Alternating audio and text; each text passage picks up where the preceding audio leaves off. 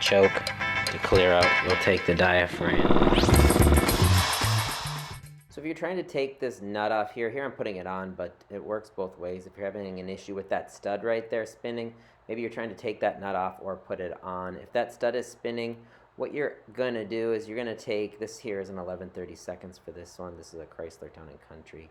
But you're going to put that on, so that's a hex surface to that stud. So you're just going to put that on there, and then here I'm tightening it, but if you're having an issue getting that nut off, you're just going to go in the opposite direction, and you'll be able to remove it. And here you can see that it's hex. There's a hex shape right there. So again, if that is spinning, you are going to end up taking that, put your open end wrench on the bottom nut, and then put a socket or another wrench on the surface of that on the top to hold that into position. So this is going to allow you, if you have a spinning stud, to get that nut off or to get it on. So you can get it in either direction doing it this way. Hopefully this helps, and as always, thanks for watching. Please like and subscribe.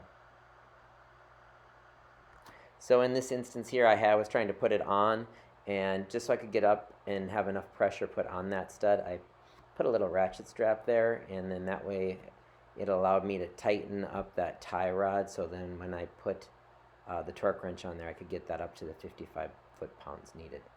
But again, to tighten or loosen that, you're just going to put a wrench on the surface of that stud and then put another wrench down on that nut. Hopefully this helps, and as always, thanks for watching.